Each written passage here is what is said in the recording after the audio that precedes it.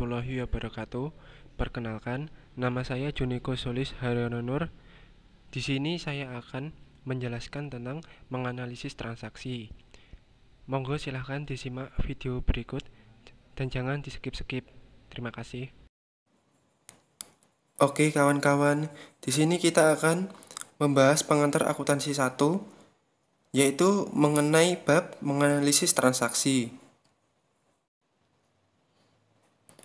Oke, di sini kita akan membahas tentang yang pertama, menggunakan akun untuk mencatat transaksi. Yang kedua, sistem akuntansi ayat jurnal berpasangan. Yang ketiga, memindah bukukan ayat jurnal ke dalam akun. Yang keempat, neraca saldo. Yang kelima, menemukan dan memperbaiki kesalahan. Oke, jadi di video kali ini kita akan membahas 5 subbab berikut. Tetap pantau dan jangan di-skip-skip ya. Oke, sesuai bahasan sebelumnya, yang pertama kita akan membahas menggunakan akun untuk mencatat transaksi. Mungkin barangkali teman-teman sudah tahu. Oke, yang belum tahu bisa disimak, yang sudah tahu jangan lupa disimak juga. Yaitu sistem akuntansi dirancang untuk menunjukkan kenaikan dan penurunan setiap elemen persamaan akuntansi dicatat secara tersendiri. Catatan ini disebut akun. Nah, jadi di sini itu kita akan mengetahui dari naik turunnya saldo yang masuk. Dari saldo yang masuk itu akan masuk di debit dan akan bertambah, dan saldo yang keluar akan masuk di kredit dan akan berkurang. Next.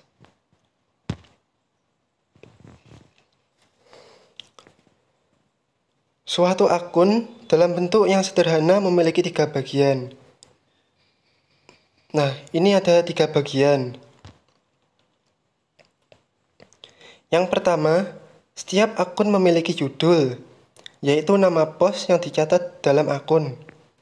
Nah, ini untuk judul ini berada di posisi paling atas.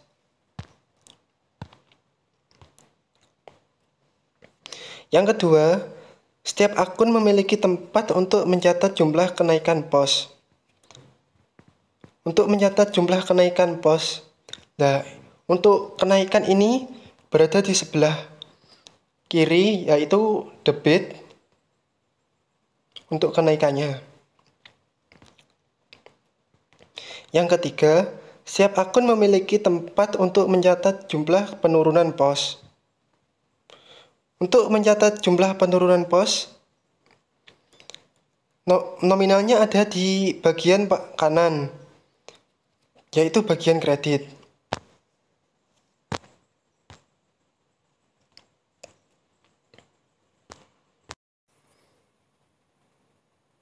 Nah, ini ya teman-teman, bentuk akun yang disajikan di bawah disebut akun T, karena berbentuk seperti huruf T. Sisi kiri akun disebut debit dan sisi kanan akun disebut kredit. Nah, jadi teman-teman, di sini namanya T akun. Dari 3 bagian tadi, yang nomor 1 kan namanya nama akun, berada di atas. Yang kedua tadi untuk mencatat ini kan bagian debit, yaitu bertambah, dan sisi kanan bagian kredit untuk saldo berkurang. Di sini ada gambar contoh dari transaksi. Yang di atas ini transaksinya, yang di bawah ini dari bentuk akun T tadi, yaitu yang dicari di sini ada akun kas. Dan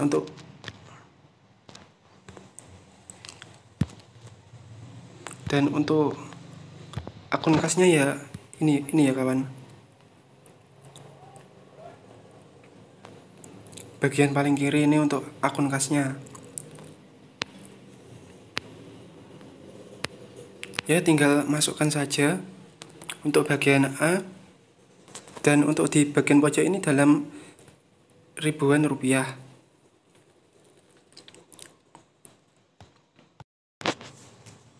Oke, di sini untuk aturan debit dan kredit untuk akun posisi keuangan.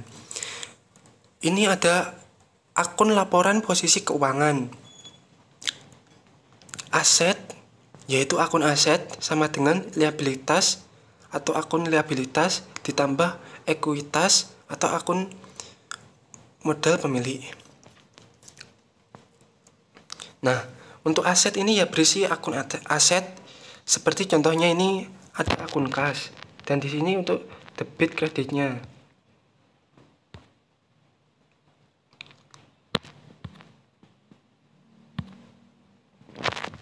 Dan untuk liabilitas yaitu berisi akun utang usaha atau utang dagang. Untuk ekuitas ya seperti akun prive, pendapatan jasa. Ya sebagai akun TIA tadi yang di sebelumnya tadi. Cuma di sini akan ditambahkan begitu. Untuk aturan debit dan kredit untuk akun laporan laba rugi. Akun laporan laba rugi berisi akun pendapatan yang di sebelah kiri yaitu debit untuk penurunan dan di sebelah kanan untuk kredit kenaikan.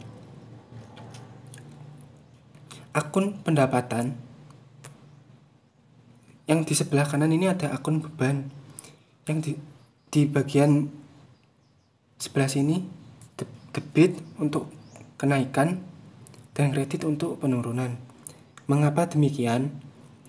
Untuk aturan debit dan kredit akun-akun laporan laba rugi didasarkan pada hubungan dengan ekuitas pemilik. Sebagaimana ditunjukkan pada akun laporan laba rugi, sebagaimana ditunjukkan pada akun laporan posisi keuangan. Maka akun ekuitas pemilik dikredit jika naik. Oke, next. Untuk aturan debit dan kredit untuk akun prive. Aturan debit dan kredit akun penarikan modal pemilik atau PREV didasarkan pada dampak terhadap ekuitas pemilik. Oleh karenanya, PREV menurunkan ekuitas pemilik, kenaikan dalam PREV dicatat sebagai debit. Demikian juga penurunan PREV dicatat sebagai kredit. Dengan demikian, aturan debit dan kredit PREV pemilik sebagai untuk debit untuk kenaikan dan kredit untuk penurunan.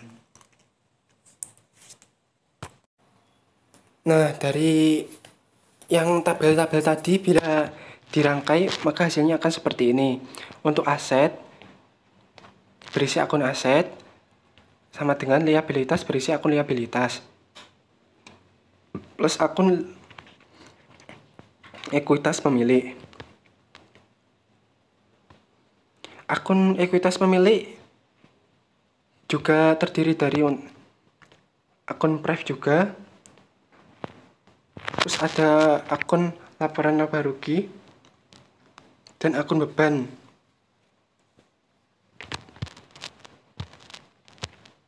Next. Selanjutnya yaitu penjurnalan.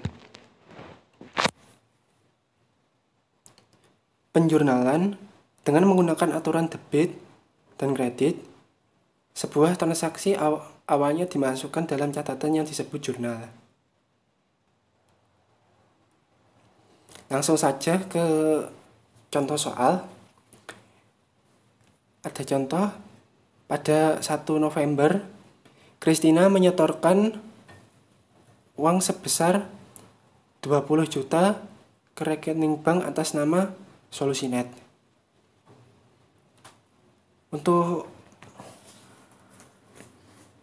Dan di sini akan dibentuk untuk jurnalnya. Untuk jurnalnya, tanggal, berisi 2015 November dan ini tanggal 1. Untuk langkah kedua yaitu pada deskripsi ini, untuk akun kas berada di debit sebesar 25 juta. Untuk langkah ketiga, modal berada di kredit sebesar 25 juta. Mungkin untuk langkah keempat bisa ditambahkan deskripsi, yaitu investasi kas di Solusinet. Langkah kelima, bila perlu ditambahkan repost.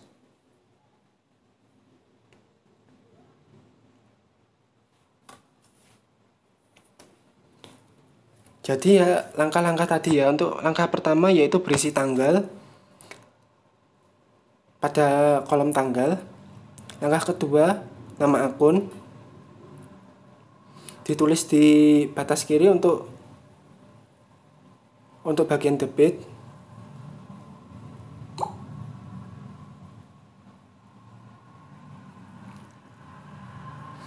Dan nama akun kredit ditulis di bawahnya agak menjorok ke kanan dengan jumlah yang dikredit pada kolom kredit. Mungkin bisa ditambahkan juga pada langkah 4 penjelasan ringkas. Kolom ref bisa dibiarkan kosong ketika jurnal dicatat pertama kalinya. Nah, selanjutnya sekarang posting ke buku besar. Yang diposting ke buku besar yaitu dari jurnalnya tadi itu diposting ke buku besar.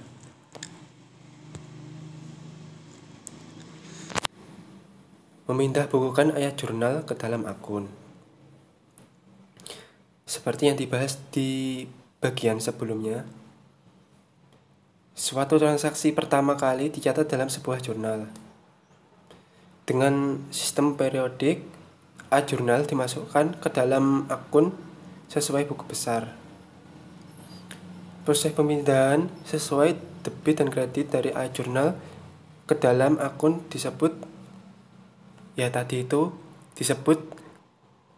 posting atau memindah bukukan.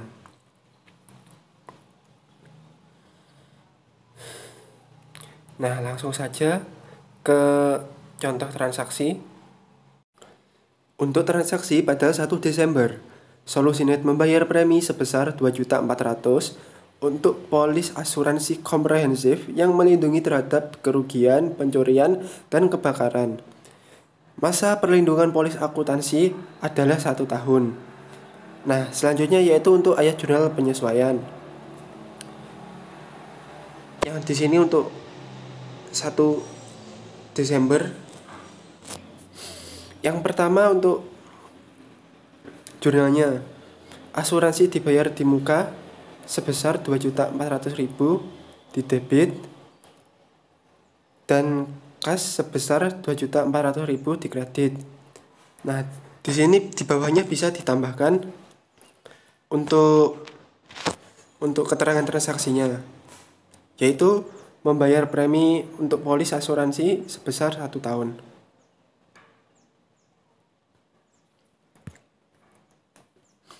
Nah, untuk langkah-langkahnya memindahkan atau yang disebut tadi memposting. Nah, yang pertama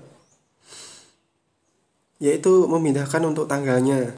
Tadi untuk tanggalnya yaitu 1 Desember.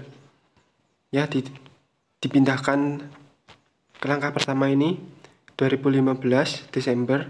Ini untuk tanggal 1 untuk kolom tanggalnya.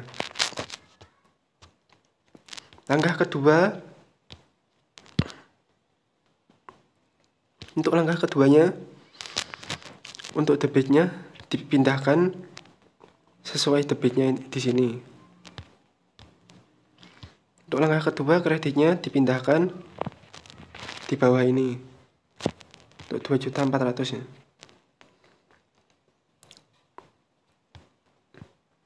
Untuk akun kasnya, kan ini tadi kan ada 2 akun. yaitu yang atas ini untuk akun dibayar di muka, yang di bawah ini untuk akun kas. Nah, selanjutnya untuk langkah ketiga bisa ditambahkan untuk pos refnya yaitu 2.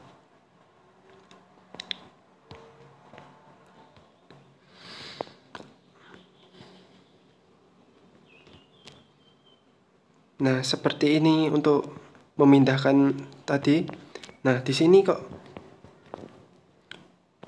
beda ya. Ini karena untuk akun kasnya ini ya.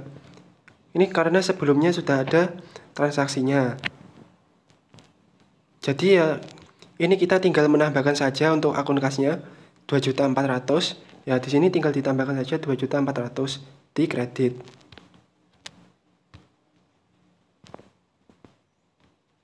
Nah, untuk simpelnya yaitu ya kita tinggal memindahkan saja sesuai nama akunnya ya. Next.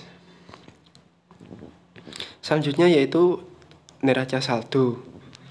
Neraca saldo adalah sebuah daftar yang berisikan saldo akhir akun yang ada di daftar kode akun perusahaan.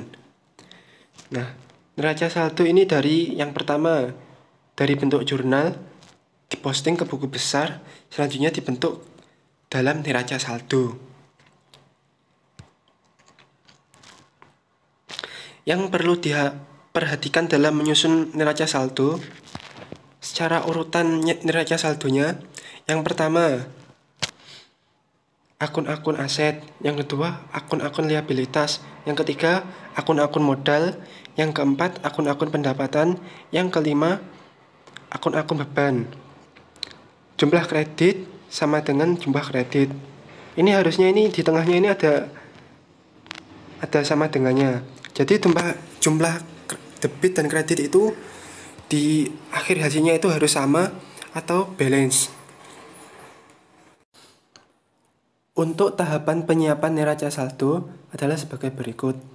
Yang pertama, tulis nama perusahaan. Ya, dengan diikuti dengan judul serta tanggal penyajian. Yang kedua, tulis akun-akun dari buku besar yang akan dimasukkan saldo debit dan kredit neraca saldo. Yang keempat, jumlah kolom debit dan kredit. Yang kelima, periksa kolom debit harus sama dengan kredit. Jadi ya intinya itu ya tetap sama dengan debit dan kredit tadi. Ini ada contoh dari neraca saldo. Mengapa kok ini namanya neraca saldo belum disesuaikan? Karena di sini belum ada membahas tentang jurnal yang di penyesuaian. Jadi ini namanya neraca saldo yang belum disesuaikan. Oke, next.